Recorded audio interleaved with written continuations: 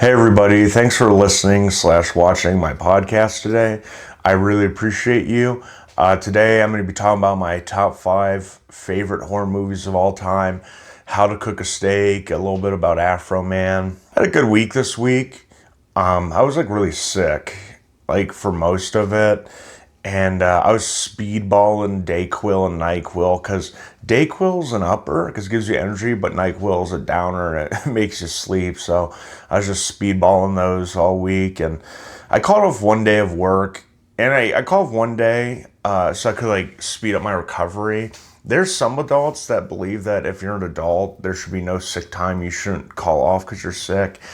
And I think that's just false because your health comes first, because the companies that you work for put the company first. So at a certain point, you should put yourself first. Also to think about too, if you take one day to recover, if you don't take that day off, it might take you way longer to recover. So then you'll be more sluggish at work for the rest of the week until you get better. So taking off one day is actually better than just working through sick and being terrible. And then when you get home, you don't want to do anything. Or if you work from home, you just want to go straight to bed after. And being sick's not fun. I mean, you got to do a lot of things when you're sick. There's some jobs, though, that probably require you to work while sick. Like if you're a brain surgeon, you got to do a 30-hour brain surgery with the flu. You can't just call off on that. This person's going to die unless we cut into his brain, and you're like, I have a little cough, I can't make it. You'd probably lose your doctor's license. Maybe, I don't know. I don't really know how that works. But that's why I picked a job that if I call off, I'm okay. I work at a cemetery, so it's the opposite. I already work with the deceased people. I don't have to worry about killing anybody because they are already passed on. So respect to them and their families. But I was saying about, though, that that's why I did pick a job that it doesn't, no one's life depends on it. But the trade-off for that is if it's not that important of a job, it doesn't pay well. You know what I mean? I like manual labor jobs. To get paid at a manual labor job, it either has to be a really good skill, like electrician or plumber, or really dangerous. Like in Cleveland, there's a Cargill, which is a salt mine, and you take an elevator down under Lake Erie. And now that starts at over $30 an hour with no previous skills. And it pays that much because it's so dangerous. It's like working a steel mill. You know you're going to make a lot of money when you work at a place and you have to sign something that says, if you die here, your family can't sue us. Which I don't know how that'll hold up in court, but they'll definitely put some blockways and a scare tactic for the family, we can't sue them. But you can sue anyone for anything.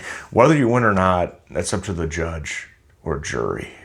Afroman was in the news because his house got raided by the police in Ohio, and then he made a music video about them, and then they sued him for defamation, but he won, and the song's called Lemon Pound Cake. Before I keep going, I don't really know too much about this, and you'd think, oh, Brett, you're doing a podcast, you should research it. No, I'm okay. But it's called Lemon Pound Cake because one of the officers kept looking at a lemon pound cake he had on the counter. And I'm not a big lemon dessert guy, but if it was a chocolate cake or a triple chocolate cake or one of those bundt cakes that you buy at the store, their Circle, and it's triple chocolate, I'd probably be staring at that. I would have probably took a piece. But it's just really funny that they try to sue for defamation when it's freedom of speech in America. You have freedom of speech to say what you want about who you want and anything. And it's funny too because freedom of speech podcast, I talk about Afroman getting sued for defamation. He won. The trial took only one day. I think this would be a lot more in the media. It was, but I think it would be a lot more in the media and a lot more of a big deal if we weren't in an active war. Oh yeah, it's a feel-good moment. We needed that Afroman won, and it's probably gonna help his career. But then at the same time, I'm am I gonna get drafted? I'm 29, but I don't know. I don't even know who can get drafted. I heard 18-25. Then they're yeah, it's 18-25, but it's also 18 to 36, and I just don't know. I hope I don't get drafted. All I know is that if you're rich, you won't get drafted. That's how it always is. Somehow they find the loopholes. Money buys a lot. I was actually at a party last night, and someone made the lemon pound cake, because Afroman afterwards put up his lemon pound cake recipe. So a lot of people were making it. So it's really good press for lemon pound cake, honestly. I feel like lemon pound cake should be paying Afroman for all the good press. It's funny because whenever something gets really popular online, like it's hard to find at the stores sometimes. So for instance, there's this woman, her name's Teeny. She's so popular on TikTok, has millions of followers, but she has this famous mac and cheese recipe that uses cavatappi pasta. And cavatappi pasta is like a macaroni, but like a spiral. And literally, stores were sold out of it around Thanksgiving. And she even said the one year, she's like, get it before it's sold out because so many people were making Teeny's mac and cheese. That also happened with feta in like 2021, I think. Because during the pandemic, this thing on TikTok, it was just called TikTok pasta. It was really good. It's just cheese and tomatoes, which is the base of most sauces. But you take like a block of feta cheese, you put it like on a glass baking dish, and you put tomatoes around it, seasonings, olive oil, garlic. You cook it for 40 minutes, crush the tomatoes and garlic, and then you mix it with the cheese and you put it over sauce. Me and my wife like to make it. We use Italian sausage to add to it. It's really great. I love it. We still call it the TikTok pasta. And I remember feta cheese was hard to find around that time in the block because so many people were making it. And since I'm talking about food, I mean, I talk about, this is the 6th episode. You guys know I love food, talk about food. But I wanted to talk about how to cook like a steak and just like meat in general. These rules apply. A lot of people, when they cook steak, or even red meat, they overcomplicate it. There's different things I've heard about like cooking a steak with salting it. But what you do is, if you have a thicker steak, take it out an hour before it's going to cook, and then put your salt on it at least, and let it sit out and come up to room temperature. You don't want to get to warm, but like you want it to get up to room temperature, because when you cook it and it's cold, it'll be like burnt on the outside and then cold in the middle still. So you want to get up to like room temperature. Like salting is like really good beforehand because the salt gets into the meat and gets down in there, and the whole thing is like seasoned with salt. So it's like really good. And it helps with the tenderness too because it breaks down the meat. Some people say, oh, do it 2 hours before or do it the night before. I say an hour before because not everyone has like a whole like all this time to just like season it overnight. And then you only want to flip it one time. You put it on the pan, a hot pan. The pan has to be already hot. Put some oil in there. I don't really like to put butter in there because my opinion is like lots of steaks are fatty, especially like a ribeye, because you can see all the fat. And butter is a fat, so I don't think you really need to add butter, in my opinion. So I like a type of like olive oil. And so I put that in there, and then I wait till the pan gets hot. I put it down, and then it depends on how you like it cooked, but there's a thing called like a natural release when it's like ready to flip, and like it actually unsticks from the pan naturally. That's how you know when to flip it. And then you flip it. I only flip it one time. You flip it multiple times if you want it, but I only rank it once. And then take it off, let it rest for 10 to 15 minutes. When you cut into the juices stay in there. And then there you go. You have a good steak. You don't want to flip burgers, though, more than once because you have the risk of breaking it because it's just like, it's not one piece. It's a bunch of little pieces that are mashed together. I think people overcomplicate burgers. Here's the thing with a burger. This is what you need. Take ground beef, form it into a patty, and then season on the outside with at least salt and pepper, and maybe some onion or garlic, and whatever you like. Maybe you put some like Worcestershire sauce on it. Do not put the ground beef in a bowl. Put like egg, soy sauce, and all these seasonings in it, because that's a meatloaf. That's not a burger. A burger is just, the perfect burger is just ground beef, because people say I have great burgers, but that's all I do is ground beef and seasoning and the cheese. But I think where people get it wrong is they're overcomplicating it, because red meat, beef, is such a flavorful, good, fatty meat that you don't need to dress it up. It's not like chicken, to where chicken's a blank canvas and you have to add like some different flavors to get it to taste right, because it's like very bland tasting meat. But I mean, it's good, but you can get it to taste like very flavorful with the right seasonings and sauces. So I think red meat is the star of the show.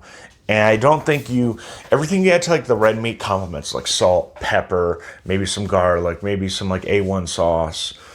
So I think that the perfect burger is the simpler, the better. Don't overcomplicate it.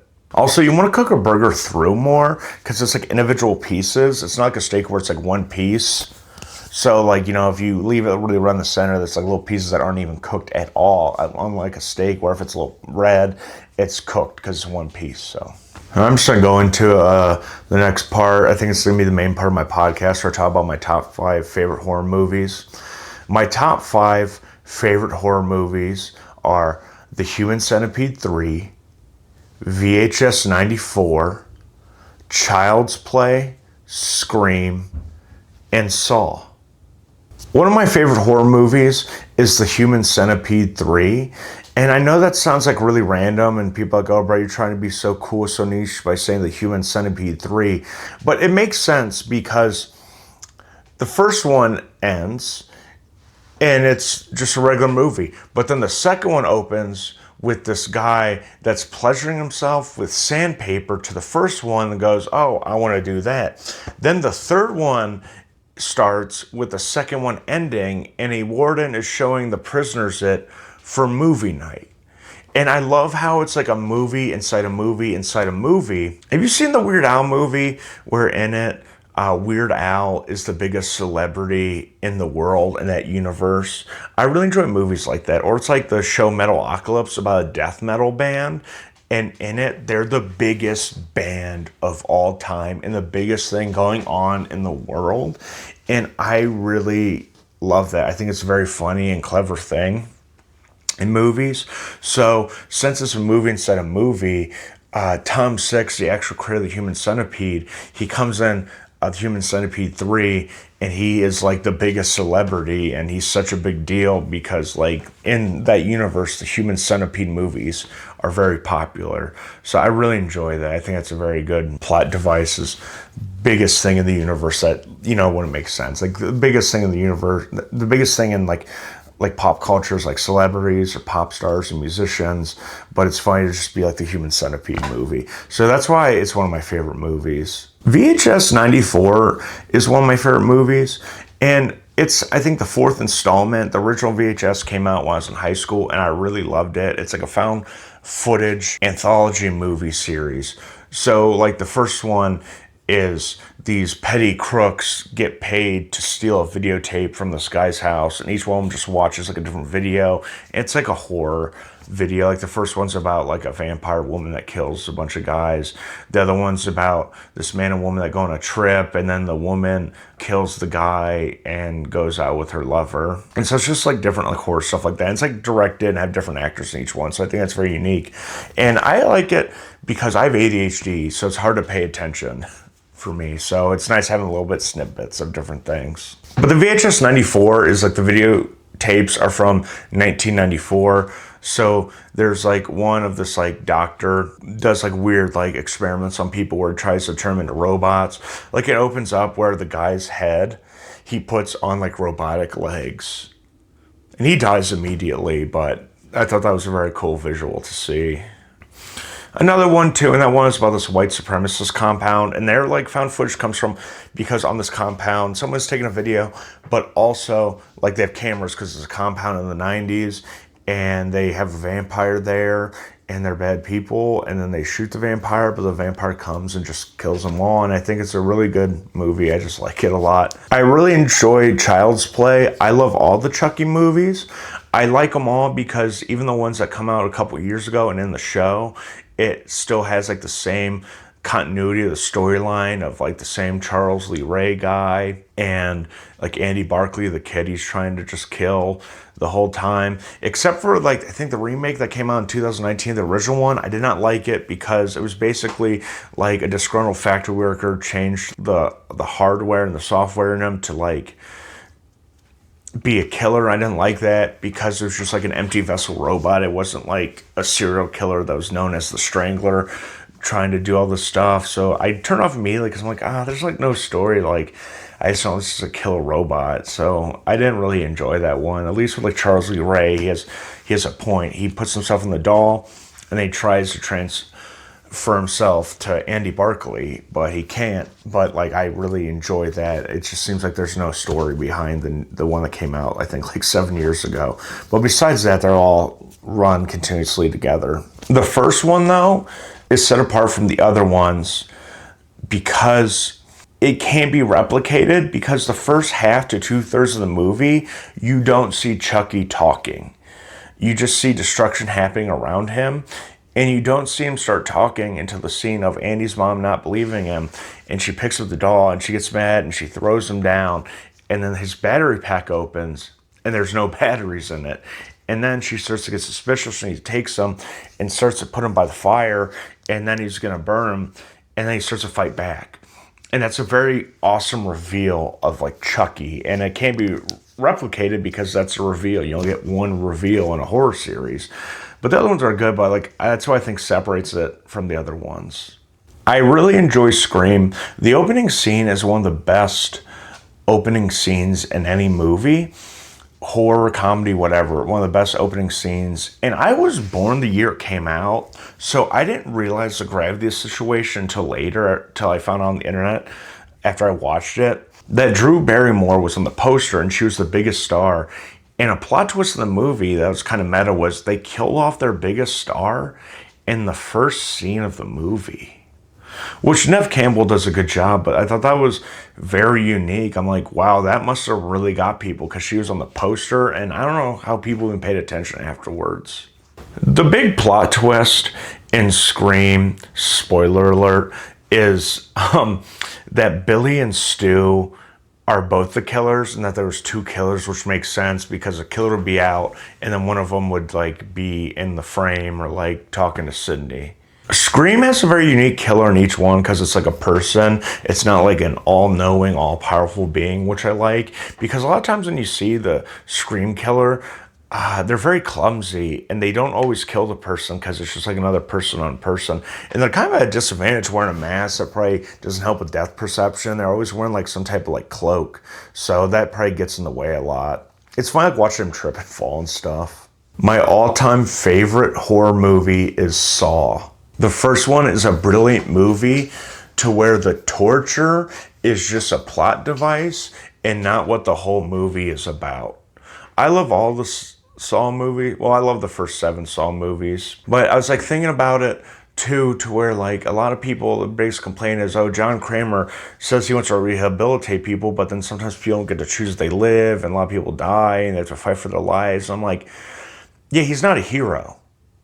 Like, in his mind, he's like a good guy, but in actuality, he's not. He's a terrible person. He has flawed logic. But he is very entertaining. Like, he has different traps where this, one of the most like popular ones, this guy's name was Ivan. He would assault women and videotape it. And so his trap was he had to rip out his eyes. He didn't survive because he didn't rip them out in time, but he still ripped him out, and the guy's like body ripped apart. But that's like a popular one because the guy did something really terrible. And then there's like silly ones too, where Jigsaw put someone into a test because they sold his nephew a motorcycle with faulty brakes. Did he know the brakes were faulty? Like, I feel like you shouldn't be putting someone in a saw trap over a Facebook marketplace deal. Tell me what your favorite horror movies are.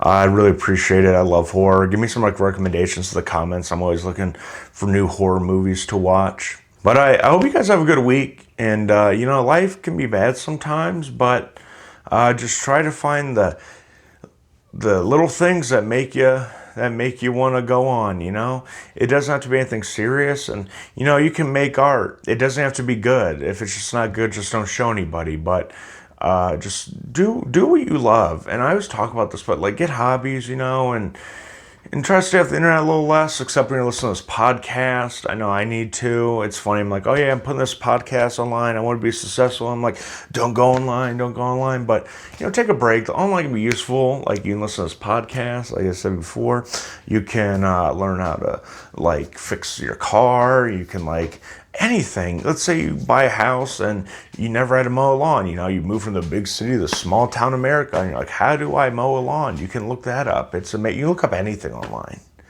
It's awesome. People say it's bad, but like that's just human nature. Is we take something that's good and we make it bad. Like, we have so much knowledge at our disposal, and people are just using online as People magazine, you know? So, Well, I thank you guys for listening. I appreciate it. I hope you have a good day.